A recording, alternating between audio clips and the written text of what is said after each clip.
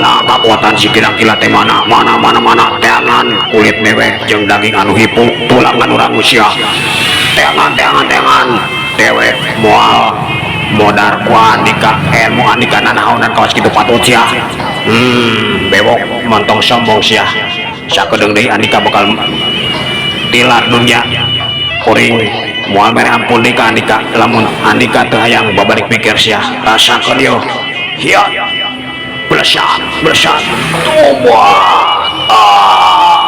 tobat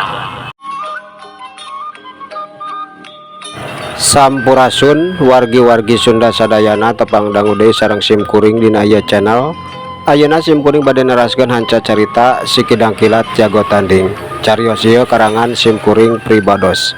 Mangganya wargi-wargi Sunda sadayana anu teu acan subscribe di subscribe heula nya channelna. Mudah-mudahan sasir sabeunyereun carios anu dipidangkeun ku simkuring dina aya channel tiasa ngahibur kaum dangu di mana bae ayana. Mangga ayeuna cuang kawitanan. Keheula nyai sabar ulah ruah riwih kitu ambu terek nanya heula tadi teh nyai teh nyebutkan Parman nah eta ngaran aslina Sikidang Kilat teh Parman nyai Cek indungna waktu eta sanajan gempur oge kulantaran Sukmalawati terus-terusan ngegerowan Parman bari luak lieu ka ditu ka dieu nanya gitu mohon ambu mohon nami Kang Kidang Kilat teh asli nama Parman tapi tekeng nyarios ka sasaha ayeuna matos tekeng laros kitu ki heula urang pilarian Kang Parman aduh akang teuingan anjeun geuningan ngantunkeun abdi ambu aduh ambu abdi hoyong ka Kang Parman ambu. Waktu eta Sukmalawati geus teu boga kaera atawa teu mikiran kaera kulantaran kacida kalalebanana sabab tianggal oge geus sieun Parman nepi ka lemburna teh ninggalkeun manehna. Waktu harita bukti Parman geus eueuh ti jero kamar. Sabar nyai sabar sugan bae ujang teh keur keluar atau keur kacai ulah sok wariwi teu pararuguh cuang tengan heula bang citeangan mudah-mudahan keur keluar Jok indungna waktu eta ngusahakeun ngabubaraha teh Sukmalawati atuh waktu harita Sukmalawati teu loba nyarita deui tirilik manehna teh rek neangan Parman ka kamar mandi jeung sajabana tapi barang kukurilingan asup ka kamar mandi ngurilingan imahna jeung nanya ka murid-murid paguron lincar saketi sugan maranehna ningali Parman aya keluar sakabehna oge ngagideugeun sirahna duka nyai duka mohon duka teteh duka abdi mah teu ningali teu aya teu tadi oge teu aya duka ka mana kitu Kang Kidang Kilat teh nah teu nyarios heula ka teteh. Cek sakabeh murid-murid lincar saketi waktu harita nanya kitu atuh Sukmalawati teh harita langsung indit teu ngajawab sakabeh pertanyaan murid-murid indungna kulantaran geus teu kuat nyarita neruskeun cerik ngagukuk bari lumpat terus asup kana jero kamarna cerik balilihan geus eueuh deui pamikiran atawa sumangat salianti hayang panggih deui jeung Parman. Aduh akang tega kunaon geuningan ngantunkeun abdi upami terang akang bade ngantunkeun abdi mah abdi teu hoyong diajajabkeun kalmur teu hoyong akang teu hoyong Eta anu digorowokeun bari cerik dina jero kamar leungeuna teu cicing. Waktu eta neunggelan bantal guling anu dipake nyangga sirahna. Trojol indungna nyamperkeun. Sabar Nyai, sabar. Ulah kitu. Ambu mah teu hayang ningali Nyai rapuh, teu hayang. Sabar Nyai, sabar. Buah-buah jang Parman atawa jang Kidang Kila teh ini teh aya kaperluan penting anu teu bisa di undur deui. Urang teh teu apal Nyai, teu apal. Buah-buah lain niat hayang ninggalkeun Nyai, tapi aya pagawean anu teu bisa ditunda, kudu waktu harita keneh dijalankeun jeung di teu hayang ngagareuwahkeun urang anu keur sare. Buah-buah kitu Nyai, buah-buah sabarnya Nyai, sabar gelis, sabar. Harita indungna terus-terusan ngabeberaha hate Sukmalawati kulantaran manehna kacidang artina Sukmalawati waktu eta hatena geus pacantel atawa geus nyantel pageuh ka pamuda anu teu salah lamun dipikaresep dipikacinta ku eta wanoja, sabab manehna oge resep jeung satuju lamun Parman mika hayang Sukmalawati nepikeun ka hayang ngawin anakna. Eta anu aya dina pamikiran indungna oge. Aduh ambu abdi mah hoyong miang deui. Abdi mah hoyong miang deui, ambu hoyong milarian Kang Parman. Ambu hoyong milarian Kang Parman, abdi mah widian nya, ambu widian, abdi mah hoyong nyabat deui. Atuh barang adenge Sukmalawati nyarita kitu, indungna teh colohok bari jeung reuwas awakna teh ngageter. Naon Nyai? Naon? Ulah Nyai, ulah. Pupuji ulah. Ambu mah sieun Nyai kunaon atawa kumaha onam di perjalanan. Nyai ulah. Si Ujang oge beuneunan matak teh hayang mawa oge. Sieun Nyai cilaka sabab ngaran di perjalanan di leuweung komo. Aduh bahaya teh kacidang gedena Nyai. Sabar Nyai, sabar. Ulah dicing-cirikan teuing angguran mah doakeun naon bae anu rek dilakukeun ku Jang Parman, sing hasil sing tereh laksana atuh sugan bae ari geus beres sagala rupana. Beuneunan keteh Jang Parman teh bisa datang deui ka dieu, bisa kumpul di jeung urang. Sabar Nyai, sabar. Kapan urang teh geus apal Jang Parman teh keur neangan jalma-jalma anu geus telenges nanda saindung bapana. Kapan Nyai beuneunan lamun ayeuna Nyai ilu teh Jang Parman teh moal luasa, sabab kudu nalingakeun Nyai oge. Beda lamun waktu ayeuna indit sorangan, tenang manehna teh hatena teh moal tagiwur, moal sieun kitu jeung kieu Nyai. Tah eta anu kapikir ku ambu mah. Cek indungna bari ngusapan sirah Bisnawati anu terus-terusan ngaguk-guk dina tangkepanana.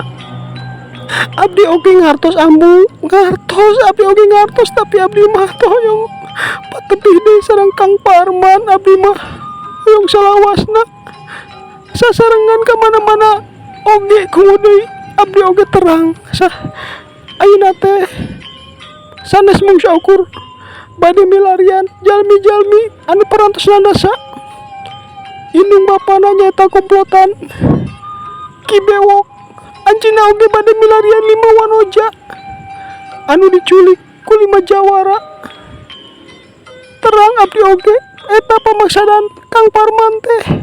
Kumaha abdi oge parantos nganiatkeun dina mana abdi hoyong ngabantos abdi oge. Ambu ijinan widian abdi, ambu widian abdi hoyong penak sareng Kang Parman deui. Abdi mah teu hoyong papisah sareng Kang Parman. Ambu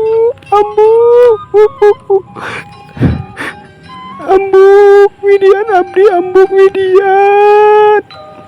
Cek Sukmalawati waktu eta terus-terusan nyarita kitu bari nyegruk balilihan bangun kanyanyerian pisan kusabab bener-bener anu dipikasieun samemeh nepi ka lembur teh jadi kanyataan.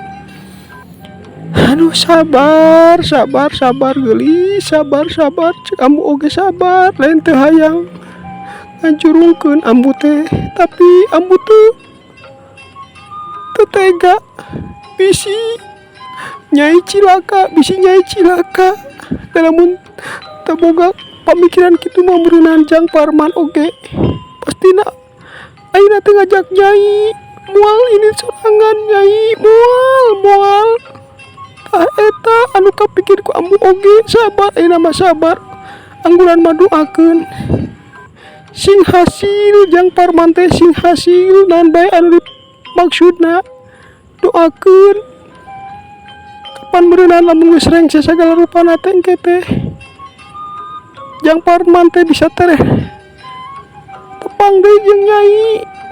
Cek indungna waktu eta tetep bae ngalalemu hate Sukmalawati kulantaran manehna mah teu hayang ngijinan Sukmalawati indit sosoranganan. Satadina malamun Parman anu menta indung Sukmalawati kacida bungahna geus niatkeun dina hatena bakal ngijinan ka mana bae inditna salagi bebarengan jeung Parman. Tapi waktu harita Parman geus eueuh, manehna kacida yakin mata kitu ge Parman teh teu hayang karibaan dituturkeun ku Sukmalawati jeung deui ngarti kacida sabab Parman bakal nyahareupan jalma-jalma anu teu gampang diungkulan eta anu geus kaimpleng jeung kaharti ku indung Sukmalawati. Tapi waktu eta Sukmalawati sanajan teu nyarita teu menta diijinan deui ku indungna dina hatena teh ngageurentes bari cerik balilihan, Akang teh tega pokona mah abdi bade diwidian atana pinteu ku ambu, abdi mah bade milarian akang deui. Hapunten akang bongan, akang ayeuna perantos ngantunkeun abdi teu nyarios heula, teu ngajak abdi wayahna sanaos ayeuna ambu teu ngijinan abdi ninggalkeun ieu lembur. Tetep bae abdi mah bade ngantunkeun ieu lembur akang, antosan abdi akang kamana bae akang lampahna ku abdi bade dipilarian, abdi mah terus hoyong tebide sareng akang. eta anu terus-terusan digerenteskeun dina hate Sukmalawati. Ayeuna urang tinggalkeun heula kaayaan Sukmalawati jeung indungna anu dina waktu harita eta wanoja teh keur kacida kalelebanana kulantaran teu nyangka dina eta isuk bakal kalengitan Parman. Padahal mamanehna teh geus nyiapkeun sagala rupana hayang nyugemakeun Parman dina poe harita, tapi geuningan boro-boro bisa nyugemakeun Parman malahan mah dirina anu kudu narima kanyataan Parman geus ngabohongan manehna nyarita arek ngajak, tapi geuningan buktina ayeuna geus indit ti heula.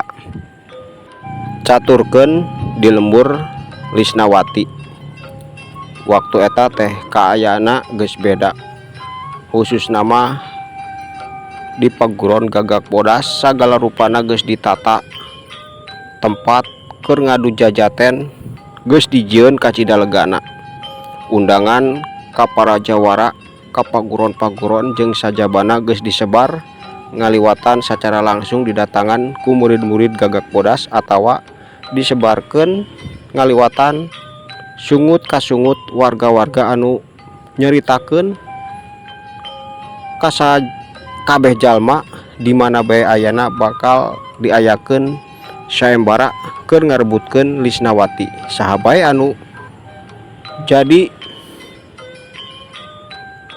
pangkuatna panghebatna elmu engkena eta anu bakal jadi salakina. Eta anu disebarkan dina undangan atau carita-carita masyarakat umum ngahaja Sugiwa jeung pamajikana Sartina nyebar undangan teh lain ngan saukur khusus ka jawara-jawara anu geus makalangan di dunia kajawaraan atau kapupuhu-pupuhu murid-murid paguron sahabae kumanehna dibebaskeun rek masyarakat biasa oge anu penting mah bisa jadi nomor hiji bisa ngelehkeun sakabeh patandang kena bebas ilu eta anu bakal jadi salaki Lisnawati. Ki Bewok ngahaja nugaskeun 14 anak buahna ngajaga di saluareun eta paguron kulantaran sanajan ayeuna mah geus teguh kana janjina moal ngaganggu Lisnawati salagi manehna can jadi hiji patandang anu nomor hiji eueuh anu ngelehkeun jadi jawara pilih tanding manehna nguat-nguatkeun maneh sanajan ari kahayang mah hayang kuat ngeukepan Lisnawati anu kacida kumelengna geulis kawanti-wanti endah kabina-bina ngan kulantaran manehna hayang menang restu ti sarerea khusus nama ti indung bapak Lisnawati jeung boga kayakinan dina prakna manehna moal aya anu ngelehkeun jadina teh sanajan geus teu kuat hayang geuwat ngagulang gaper awak Lisnawati ditahan nempikeun ka waktu harita ti saprak kaluar ti leuweung Cibodas tara papanggih jeung Lisnawati kulantaran Lisnawati cicing bae di jero tara hayang nepungan manehna sanajan sapopoena lamun teu indit ka leuweung atawa indit ka tempat-tempat sajana Ki Bewok teh aya bae di lembur eta khusus di hiji wangunan anu disiapkeun keur manehna jeung sakabeh murid-muridna atawa anggota-anggota komplotan manehna cicing salila aya di eta lembur. Dina hiji waktu Lisnawati ngahaja keur ngobrol jeung indungna di jero kamar. Lisnawati teh keur ceurik balilihan kulantaran kacida sieuna bisi soteh Ki Bewok anu jadi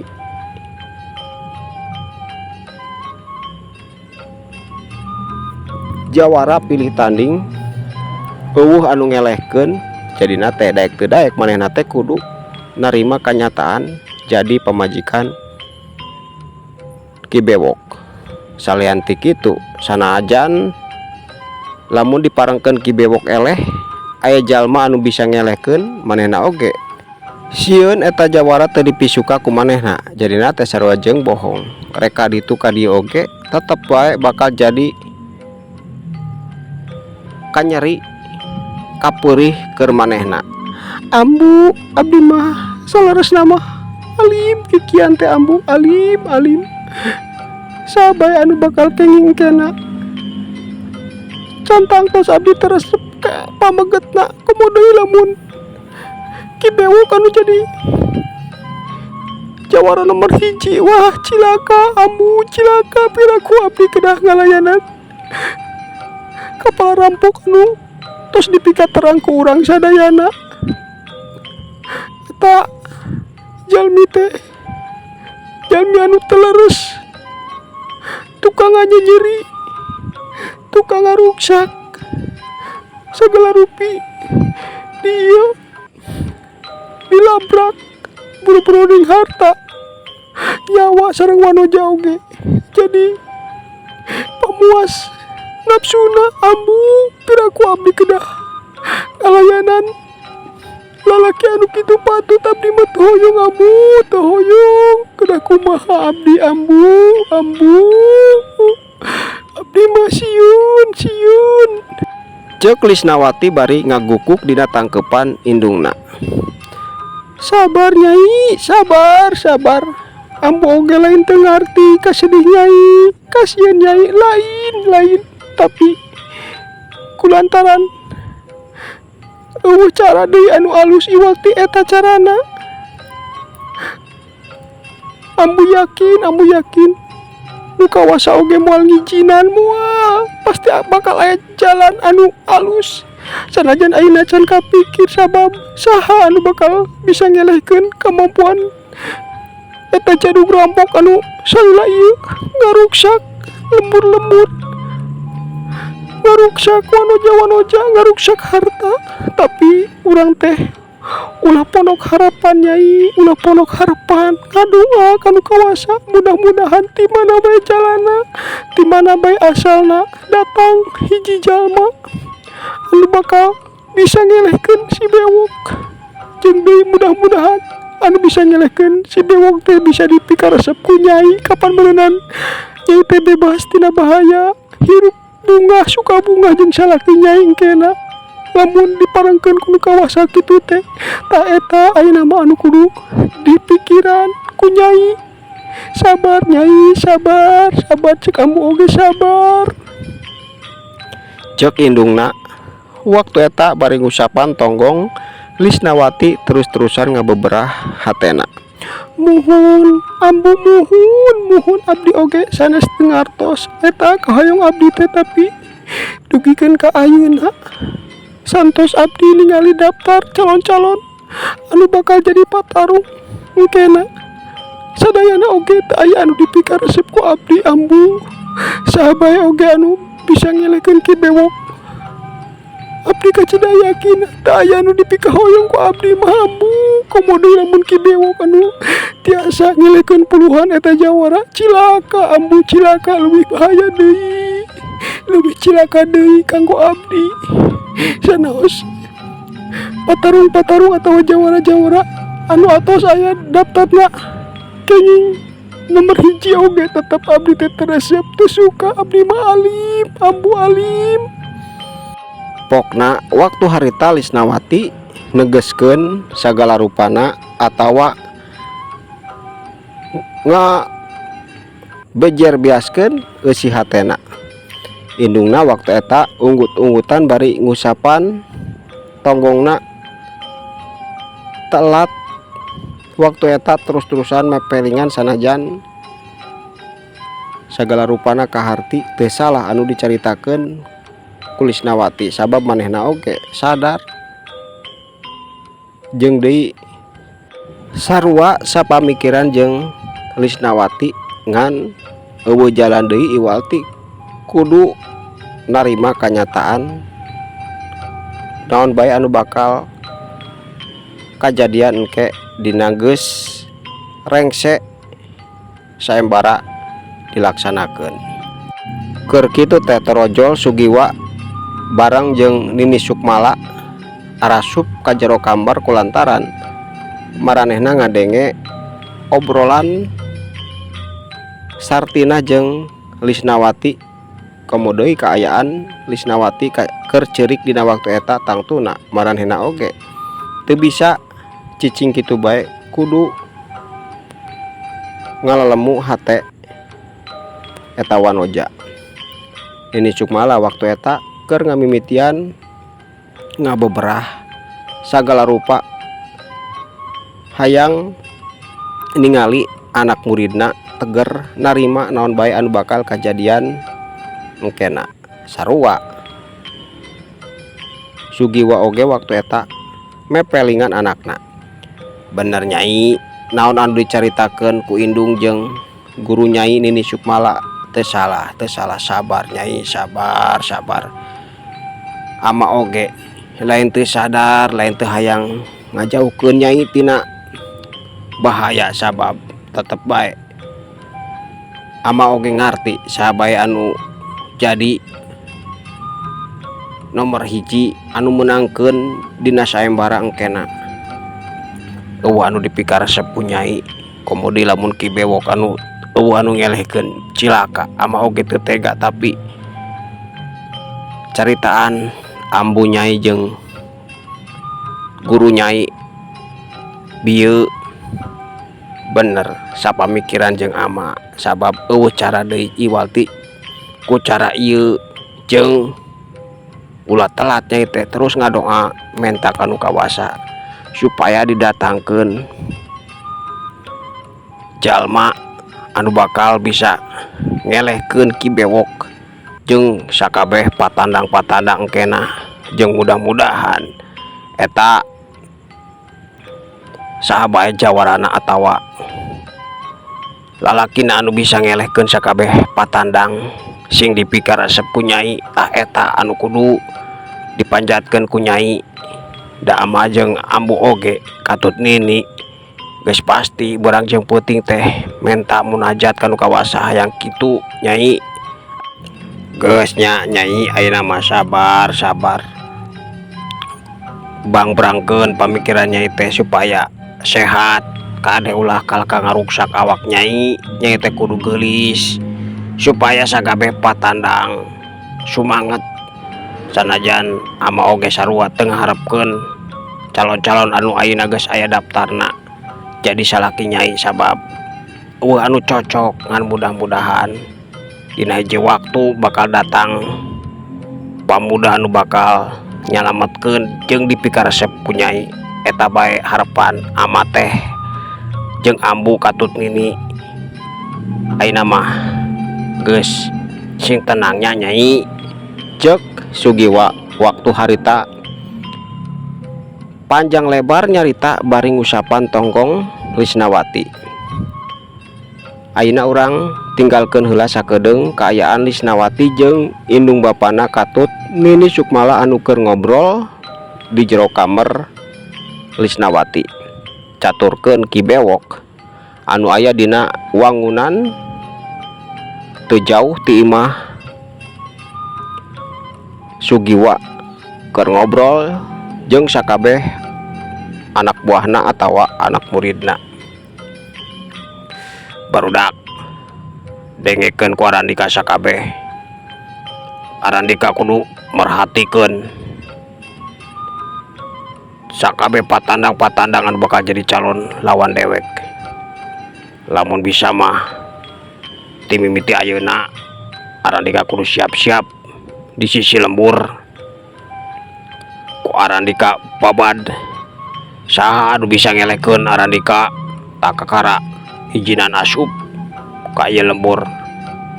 Lamun anu elmuna cere mah teu gablek da naon montong di angka asup angka balik deui mun teu daek balik deui podaran bae ku Arandika sabab sanajan dewek moal eleh ku sabae oge tetep bae dewek teh hayang gerak teu pegah puguh kudu ngalawan cere-cere malah jeung naon ku Arandika bae siksa anu teu daek balik di podaran kawas kumaha oge kumaha Arandika anu baik anu daek balik keun antep kitu bae kumaha siap tuh.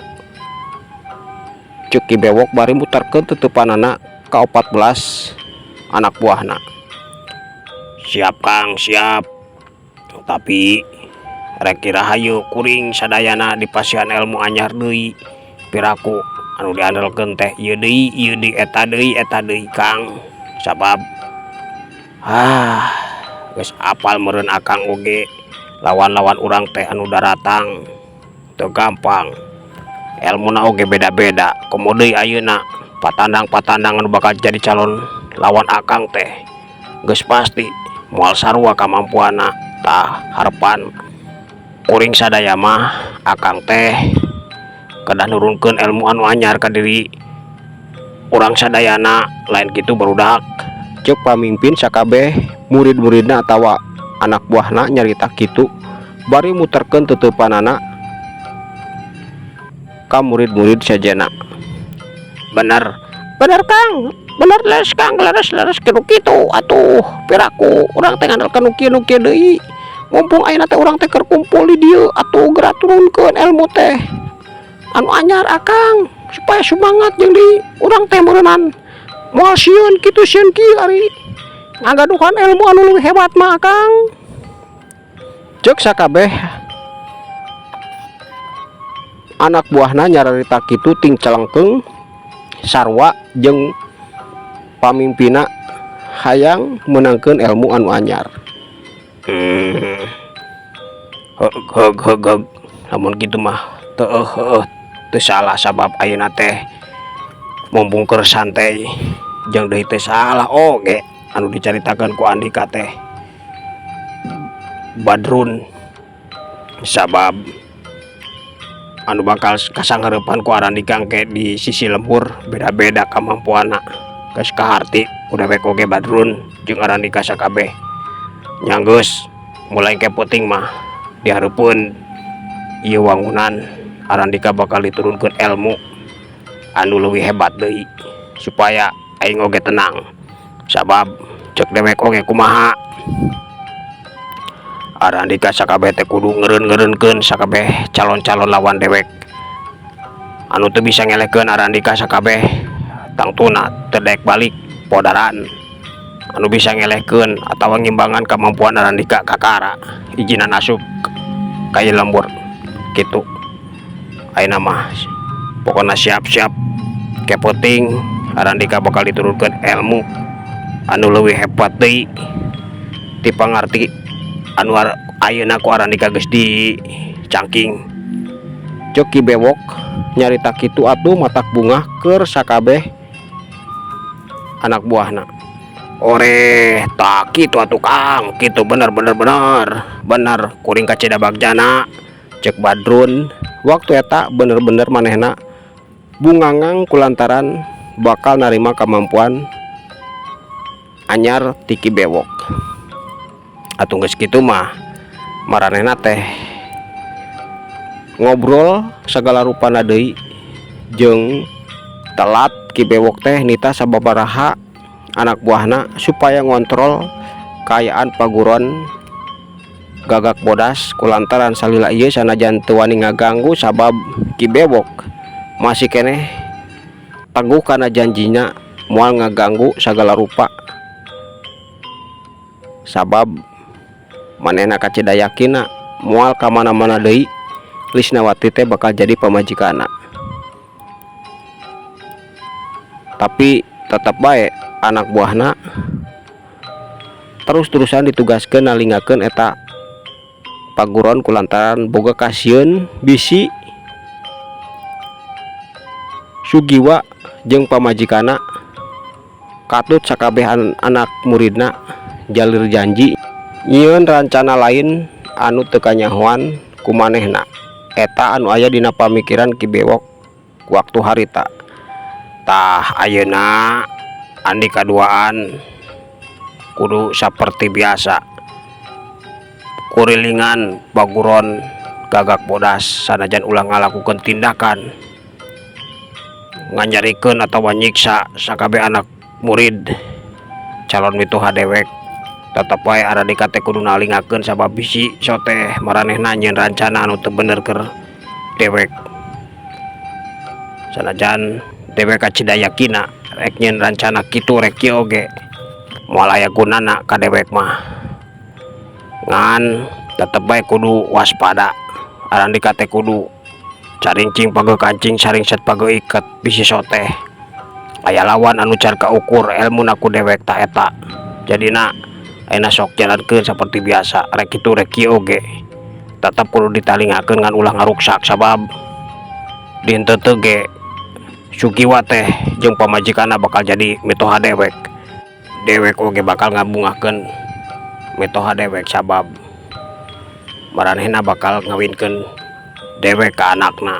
Tah ayeuna mah sok jalankeun tugas anu biasa dilakukeun ku Arandika. Ceuk Ki Bewok nyarita kitu bari neuteup dua anak buahan anu ditugaskeun giliran ngurilingan atawa nalingakeun kaayaan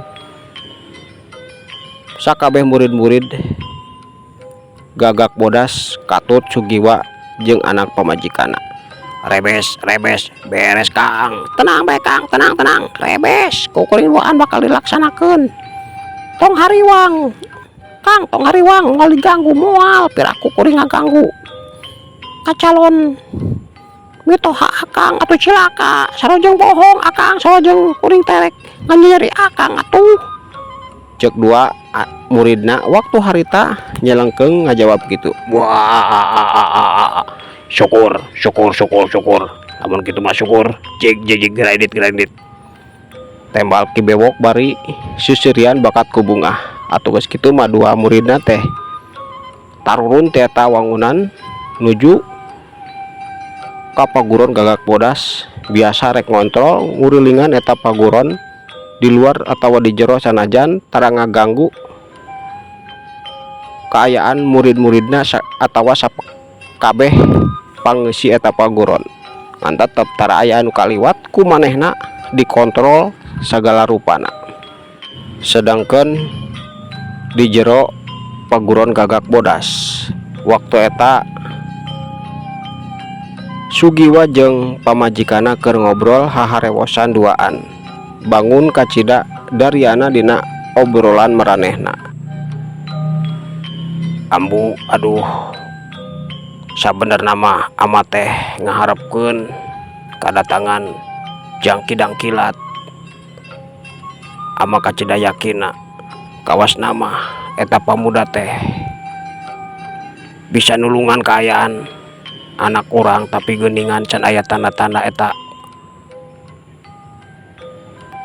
pamuda bakal ilu kana saembara ieu. Aduh kacida hanjeluna ama mah ambu, hanjelu coba lamun datang terojol ngadaptarkeun diri, wah ama mah salianti yakin bakal bisa diandalkeun ku urang, sabab sanajan kakarasa paliwat kemampuan Jangkidang Kilat teh lain bantrak-bantrakeun kacida luhurna ngan hanjakal geuningan. Aduh hanjakal ambu can aya tanda-tandana. Cek Sugiwa geuningan waktu eta maranehna duaan bari nalingakeun murid-muridna anu keur latihan ngobrolkeun kaayaan Parman anu nepikeun ka waktu harita masih jadi bahan pamikiran maranehna. Bener ama, bener eta oge anu ku ambu di pikiran. Salian teh eta ambu mah kacida yakina lamun eta pamuda aya ka dieu nepungan urang papanggih jeung anak urang, ambu yakin Lisnawati teh bakal katarik sabab Gusti eta teh pamuda salianti kasep luhur elmuna kunaon pantes lamun ngahiji jeung anak urang teh ama, tapi geuningan hanjakal hanjulu ambu mah hanjulu nepikeun ka waktu ayeuna geus sababaraha poe waktu teh bakal daek dilaksanakeun saembara teh geuning can aya tanda-tanda atawa bawa-bawa manehna acan ngadenge di lembur urang atau di paguro diayakeun saembaranya. Cek Sartinah waktu harita nyarita kitu bari sirahna teh gigideg beungeutna kaciri nembongkeun kaayaan anu pinuh ku kahanjelu. Barang keur paguneman kacida seriusna jeung ngarasa hanjelu kulantaran can aya tanda-tanda anu diharepkeun si Kidang Kilat atawa Parman datang ka eta lembur ilu atawa ngadaptarkeun diri jadi patandang calon saembara. Can katempo-tempo ku maranehna duaan terojol teh Lisnawati jeung Nini Sukmala kaluar matak rewas keur maranehna kulantaran Lisnawati langsung nanya, Ambu ama dadangwan teh Kidang Kilat naon ama ambu? Waktosna kabujeng Seep cagurang kantunkeun heula cariosna dugikeun ka dieu kumahanya kaayaan indung Bapa Lisnawati nah bakal ngajawab naon kana pertanyaan anakna jeung deui bakal saha engkena anu bakal jadi jawara pilih tanding sanggeus saembara di mimitian. Insyaallah kapayuna kusim kuring teraskeun deui cariosna sapunya pegat simpai paturai patepang deui mangga permios.